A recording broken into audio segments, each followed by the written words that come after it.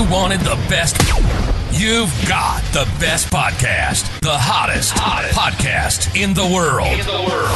The Chris Voss Show, the preeminent podcast with guests so smart you may experience serious brain bleed. The CEOs, authors, thought leaders, visionaries, and motivators.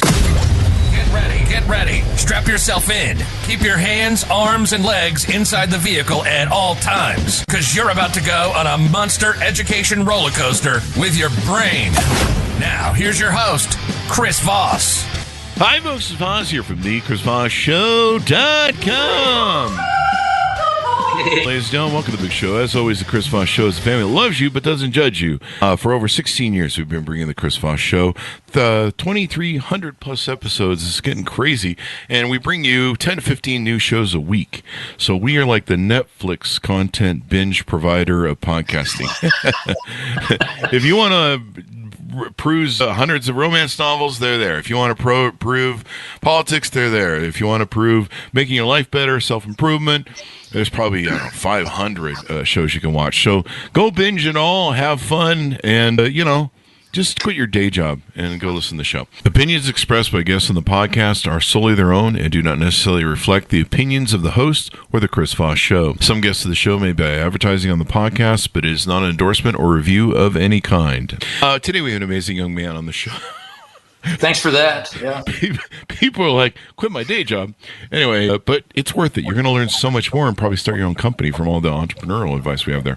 He's the author of the latest book that comes out March 25th, 2025. It is called The Traveler's Path, Finding Spiritual Growth and Inspiration Through Travel. Because everyone knows travel's a lot of fun sometimes. Depends on how much TSA fun you have there at the airport. Anyway, we'll be getting into his background. Douglas J. Brouwer joins us on the phone show today. Did I get your last name right, Douglas? Close. Brouwer. It's Brouwer. Close enough. There you go. Douglas J. Brouwer joins us on the show today. We're going to be talking to him about his latest books, his insights, and everything in his life that can influence you to have a better one. For nearly 45 years, he's been a Presbyterian pastor, serving churches in Wheaton, Illinois, Ann Arbor, Michigan, Fort Lauderdale, Florida, and for 5 years, towards the end of his career, in Zürich, Switzerland. Oh, you got to have those numbered accounts somewhere. He also led trips, pilgrimages, and study tours to, they don't do numbered accounts anymore, I don't think, and study tours to countries in the world. In recent years, he's embraced the joy and challenge of walking solo along the various Camino paths in Spain and Portugal, with pilgrimages that have added depth and insight to his life. In the last few years, he's served two churches as an interim pastor, one in Lucerne, Switzerland, and the other in the Hague, the Netherlands. That explains it. There's a lot of great forestry and places to walk around that area and stuff that are beautiful. You're also the author of 8 books, which explores life on faith, life, and the human experience. Welcome to the show. How are you, sir? Hey, Chris. It's good to meet you. Thanks for having me. Pleasure to meet you as well. Give us your .coms. Where can people find you on the interwebs? I've got a Substack newsletter, and there's a profile there, although you've included most of it already, but it's dougsblog.substack.com. So give us a 30,000 overview. What's inside your new book? I'll start where I start in the book. My family, when I was growing up, went on long road trips every summer. And we saw everything, every state in the lower 48, I think every province in Canada. And I just kept going. My sisters, not so much, but I was given the wonderful gift of curiosity by my parents. Curiosity is the thing that killed the cat. No. Sometimes travelers, too. That's true. You got to be careful. You got to stay out of those from falling trees. Gift of curiosity. More people need that in life. I love being curious about things in life because I think it really shows someone who wants to learn and is open to learn, is open to ideas, is open to really experiencing the world. Chris, this is a good place for me to mention that scientists have uncovered what they think is an adventure gene. And I don't know, about 12% of the population seem to have this gene. I've done Ancestry.com, and I don't know that I was tested for this, but my life certainly suggests that I have this gene. My life may too as well. I never got married. I never had kids. I tried it. I was engaged twice, but I tried to punt up, but I just couldn't make it work and see things lasting more than 5 years. Probably bad choices too as well. But no, I've always loved doing adventures. I've always loved building companies. To me, that's fun, building adventures and companies. And plus I have a modicum of control over it to a certain degree. When you're dealing with other people, you don't know. I mean, they have their own free agency, so they can do what they want. So sometimes what they want to do isn't what you want to do. And thereby, I've at least have kept myself out of divorce court. It's weird having all this money that I saved from divorce court. That's one way to look at it. Marriage is an adventure in itself, but I'm sure, yeah. Yeah. I've heard about those adventures, yeah. Well, everybody my age is married or not, and I hear about the adventures every day, so I'll stick with what I'm doing. Anyway, no, marriage is nice. I mean, I have friends that made a lot of it work. They've been married 25, 30 years now, and they seem to be doing well, so good for them. So tell us about your life. How were you raised? What we've got a little bit of that, but how did you become a pastor? How did you get interested in that? I know I think you have a doctorate, right? You're a doctor by nature? I do. Yeah. Tell us about your journey through life and what brought you here. Unlike many pastors, I didn't grow up thinking that this is what I would become. I was a writer, at least. My fifth grade teacher told me I could write a good story. Oh, and so I thought that was my direction in life. And in college, I worked one summer for a publisher, a local one. And I thought this was my career path. But I noticed that the senior editors at the publishing company had degrees from theological schools. So that's where I went. Oh. And after college. So here's the funny thing. I didn't realize that in order to graduate from a theological seminary, you had to work in a church. Who knew? There's a catch to that theological stuff there. I wasn't opposed to the church. I just didn't realize that would be a requirement. But between my second and third years, I took a year-long internship. And something happened during that year. I realized I was born for it. I wasn't very good at it, but I realized that I was born for that kind of work. And I would not have been happy sitting in an editor's office staring at a manuscript all day.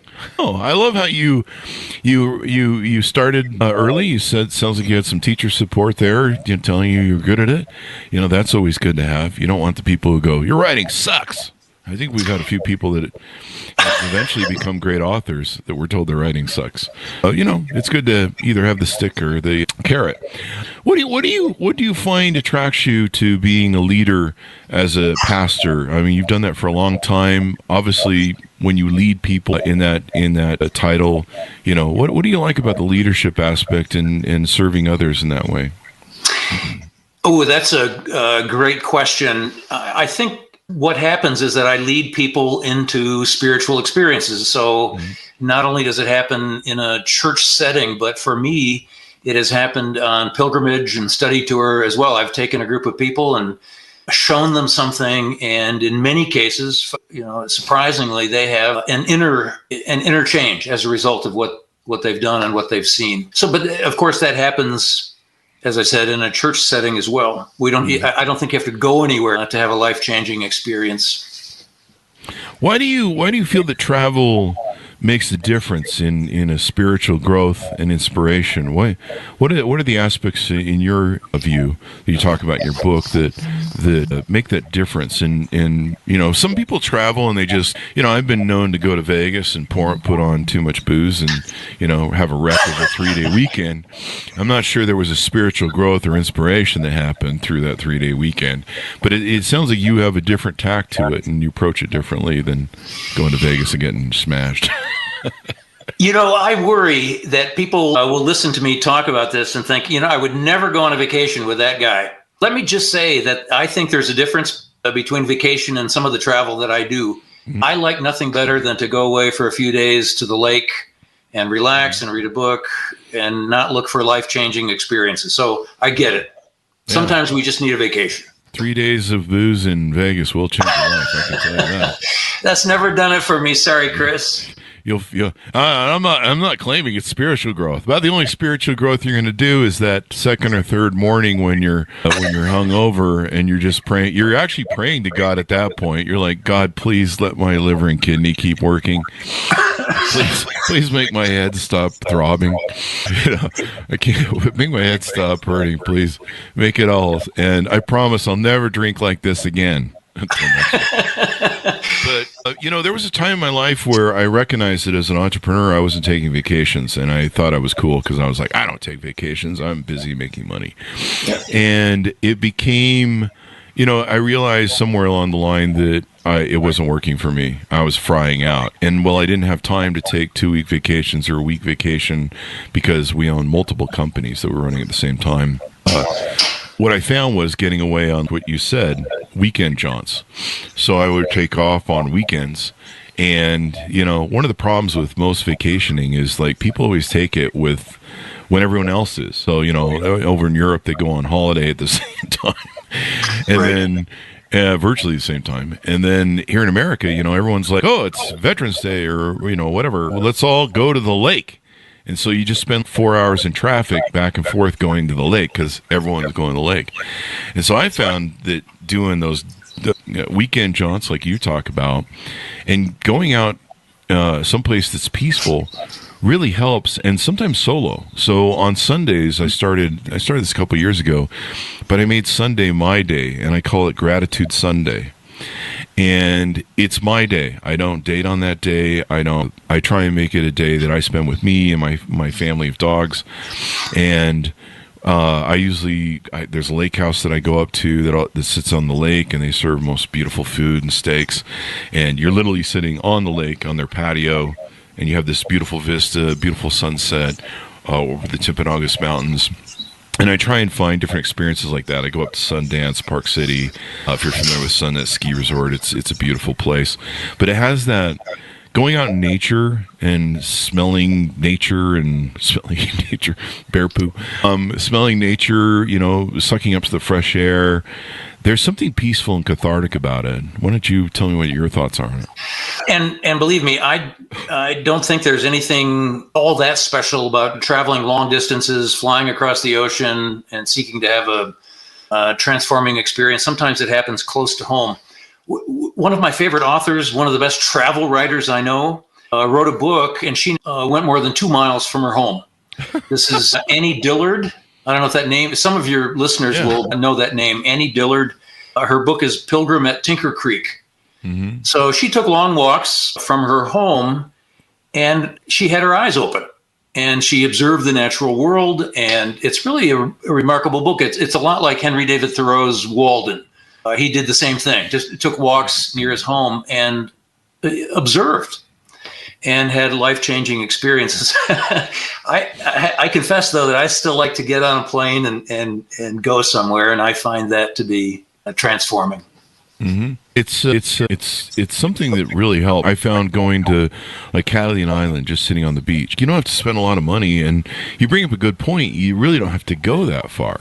You can just enjoy. One of the things I'll do is do like an Airbnb or what are those things that you can go? Oh, VRBO. No, where they kind of have the house set up and they serve you dinner and breakfast and stuff. B&Bs are good for it, but I forget what they call them. But usually the owner lives there, and you kind of rent a room like a hotel. I forget what they're called. But usually going away on those type of jaunts or staying in a little hotel that's got a quaint restaurant. There's a really cool French place by me that it's basically built like a giant French chateau. And you can go there and they serve wonderful food, breakfast, lunch, and dinner. And they have a beautiful hotel that you can stay in. And it just feels like you're in France. And that's about 30 minutes away from me. Like you don't have to go far.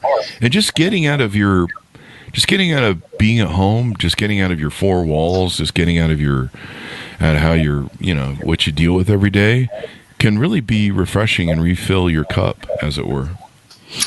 And to you and to the readers of my book, I would like to challenge you to go an additional step. Just last week, my wife and I tried to get away from cold Michigan weather. We've had a miserable one here. And we went to an island off the coast of South Carolina that I had never been to before.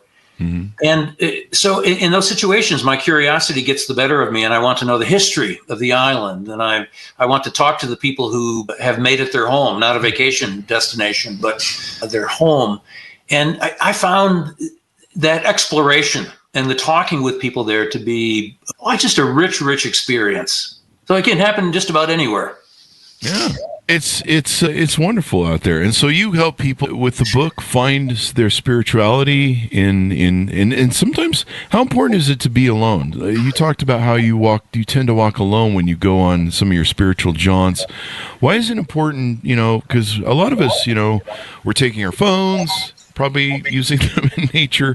We're, taking other people because we can't stand to be alone with ourselves. Why is it important sometimes to kind of do some jaunts on your own? I didn't realize this at the beginning. I was having so much fun going places, but the more I did that, the more I realized that taking a group of people to another country is hard work. Mm-hmm. Being a tour host is hard work. In the last few years, I just decided I'm not going to do that anymore. I'm going to be the one who goes and has the wonderful experience. Mm-hmm. And so that's led me to, as you mentioned, Spain and Portugal. Mm-hmm. And there are some wonderful walking paths there. There's some wonderful wine in Portugal, too. I'll admit that. But that has turned out to be a wonderful experience for me. Wow. Yeah. And plus, you're not running the show. It's hard to enjoy anything when you're running or hosting, exactly the show, or I've thrown lots of parties and events, and it's quite stressful. So it's a little hard to, but there's something, more and more. I had someone on the show a couple months ago, and they talked about turning off the phone, turning off this need that we have. It's kind of a dopamine addiction with the phone and with social media, with the internet. And just spending some time with our thoughts.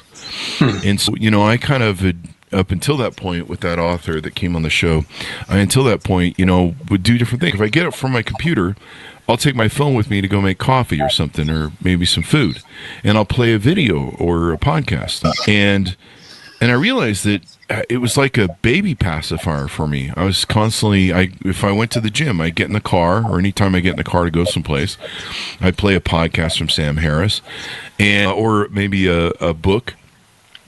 And I started realizing that a lot of times I was just escaping listening to myself and my thoughts alone.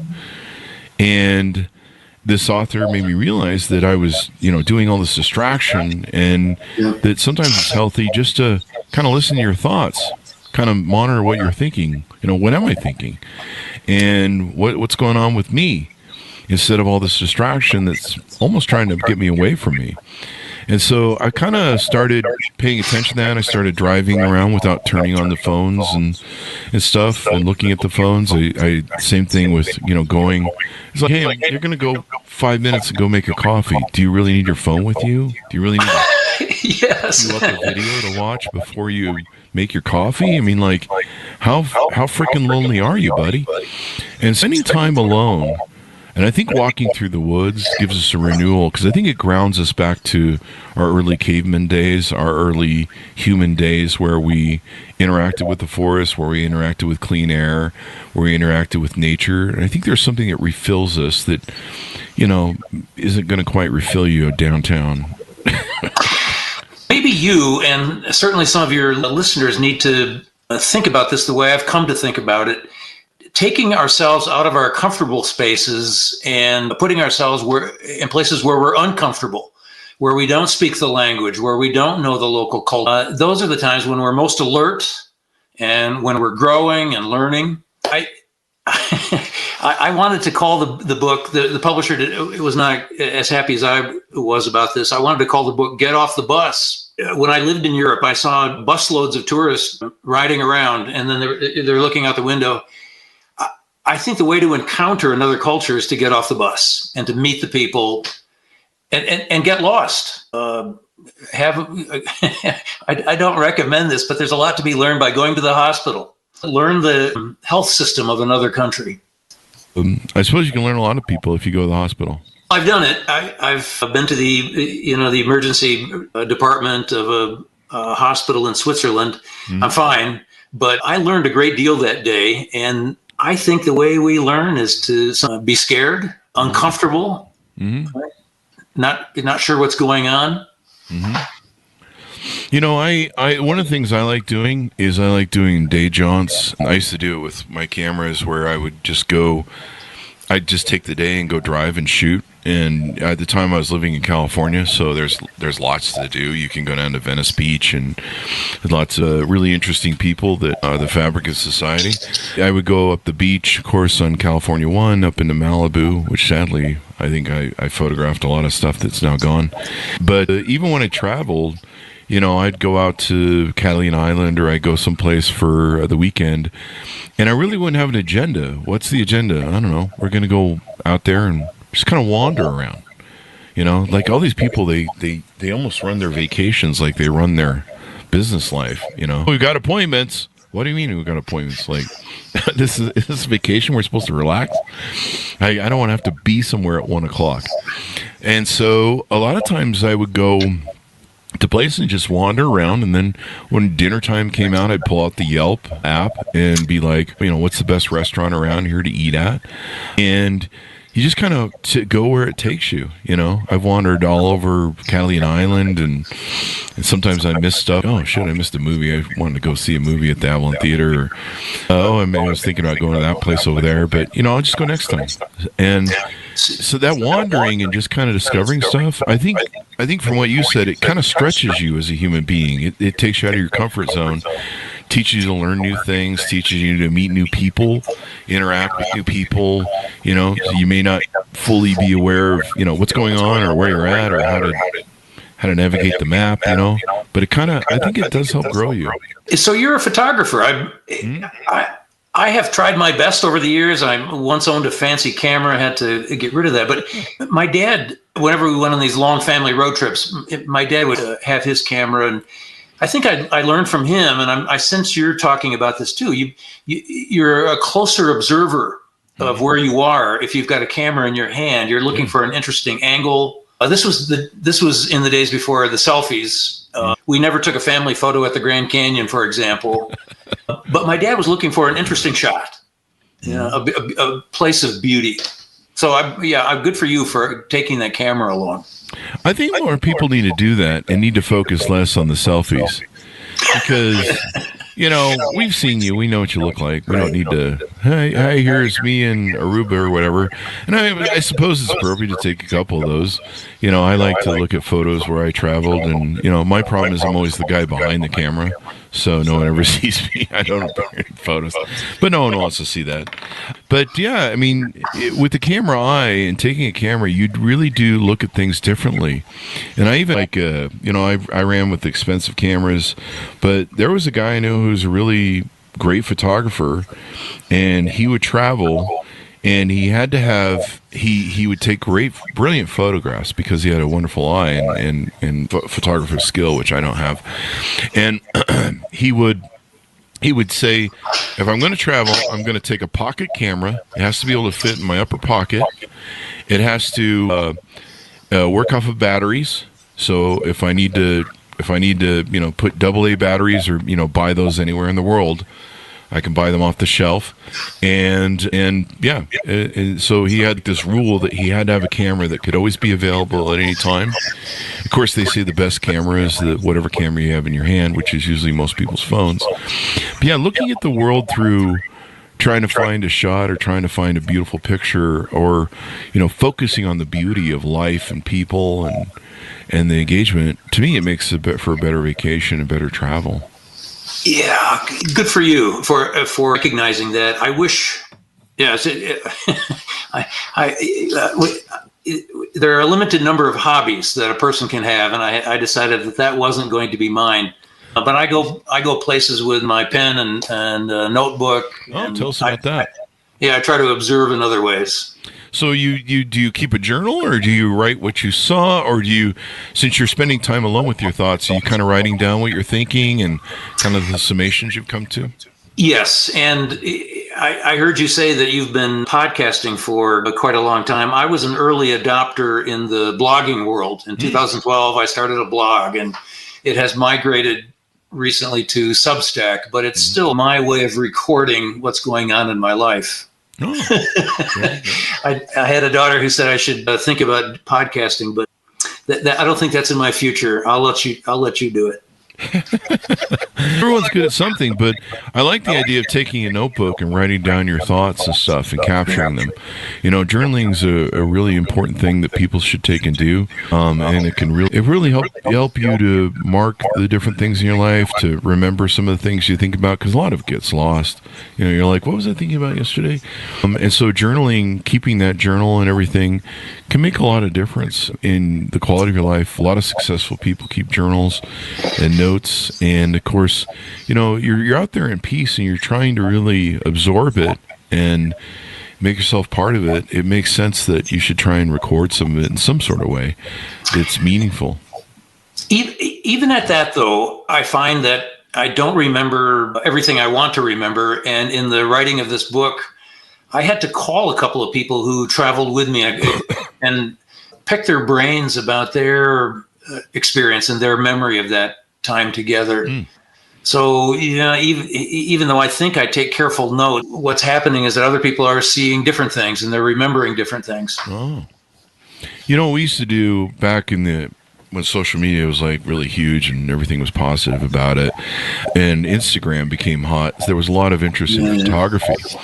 And, the advent of phones and stuff, people were starting to use them for photography as well. And my friends used to hold jaunts in California where we'd a bunch of people come out and we'd do a photo walk through the city or through nature or something. And everyone would bring their phones and everyone would take pictures, and we'd compare those pictures, and, everyone put them on a website so everyone could see the pictures. And you're right. A lot of people see things from different angles, different paradigms, and maybe photos that you're like, wow, I didn't think of taking a shot from that angle. That makes sense. But yeah, it was a great group experience, and it taught a lot of people how to look through the lens at life. And to me, I've always been a watcher of people. I've always been a watcher of life. I've always been a ponderer a bit. And I think, looking at life through camera, looking through life, spending time alone, when you got people with you, you've got distractions, you're usually trying to entertain them and keep them happy and stuff as a man.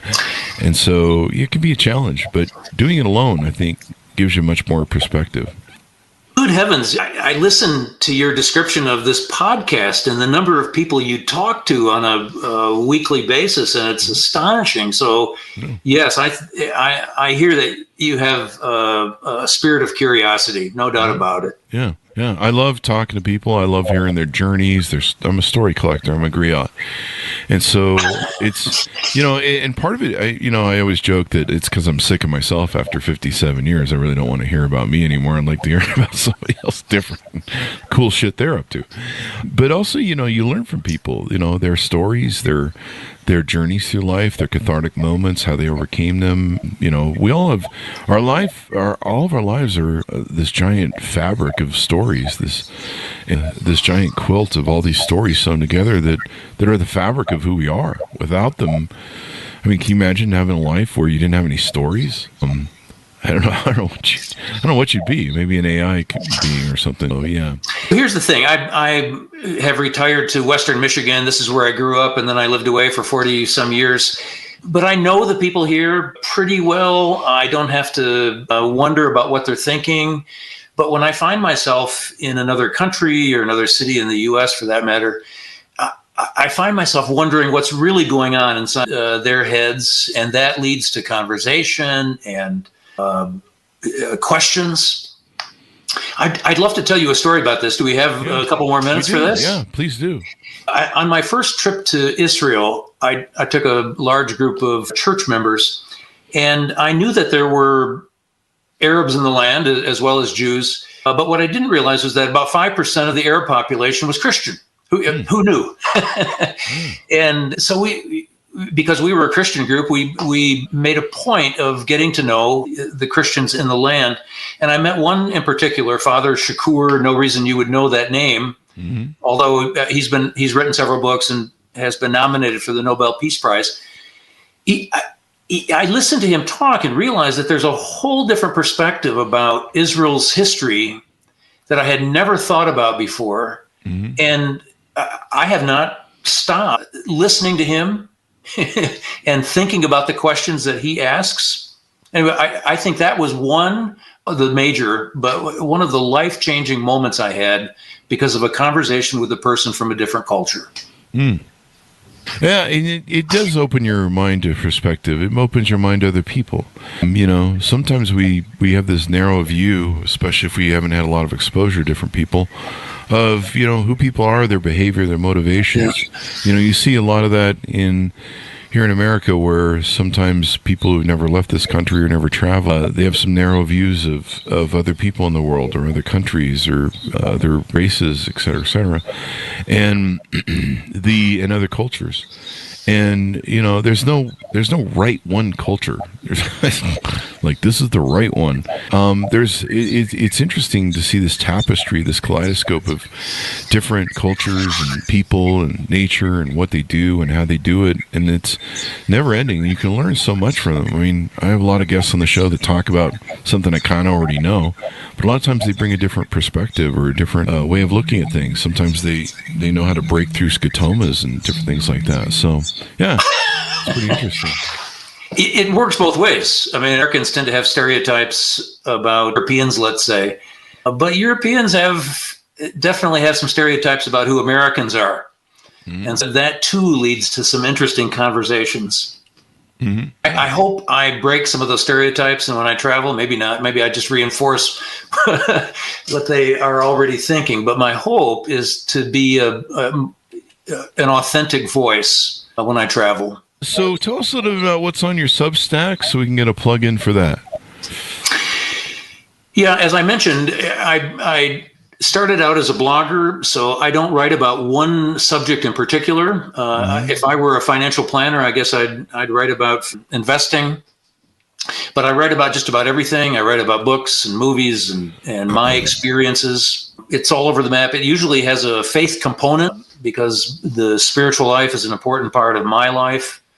Yeah, it's an encounter with what I'm thinking and observing. I stay away from politics. I think there are plenty of people who are writing about that, and I'm not sure what I have to add.